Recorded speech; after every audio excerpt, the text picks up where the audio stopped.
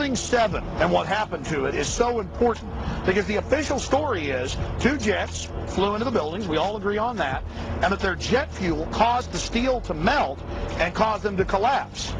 But then we look at Building 7, which was the furthest away of any of these buildings from Tower 1 and 2, and it wasn't even damaged, but later that afternoon caught on fire. Now, I remember getting a call from the fire department commander telling me that they were not sure they were going to be able to contain the fire.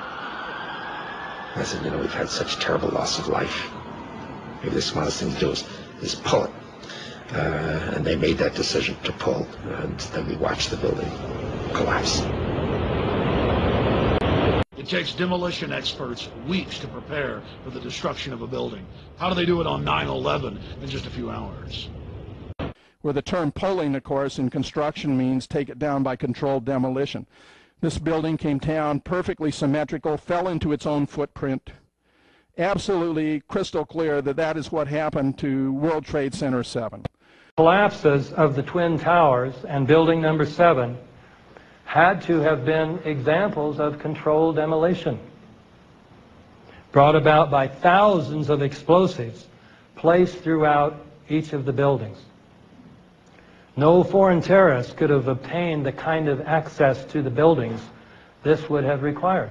It's pretty clear, if you look at it, that this is an inside job, isn't it? Oh, yeah. It's overwhelming when you...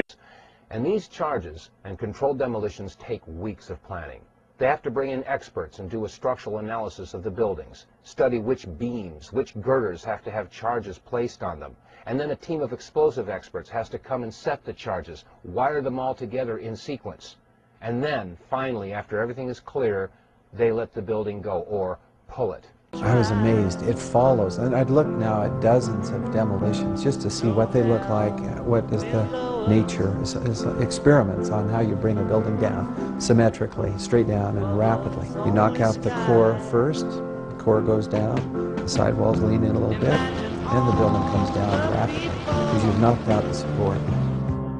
Well, that's exactly how Building 7 came down. If you've seen many of the managed demolitions where they implode a building and they cause it essentially to fall vertically because they cause all of the vertical columns to fail simultaneously. That's exactly what it looked like, and that's what happened. It was live on television. I mean, just literally millions of people. Keep your eye on that building. It'll be coming down. Building is about to blow up. Move it back. All right, guys? Sorry. We are looking back. There's a building about to blow up.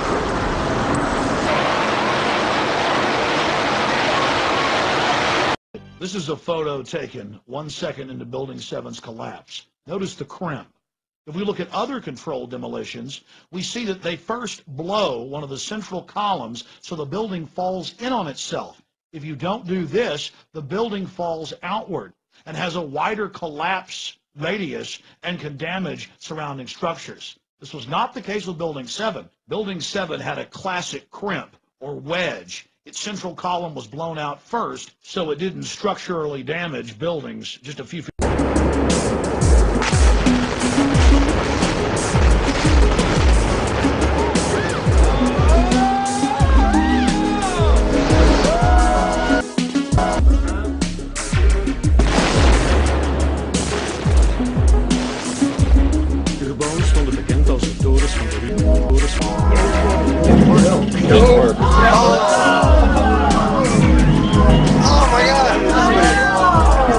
I don't know exactly how many stories the building is, Dan, but standing at the base of it, watching it burn about an hour ago, it looked to be something on the order of 50, 60 stories, as you said.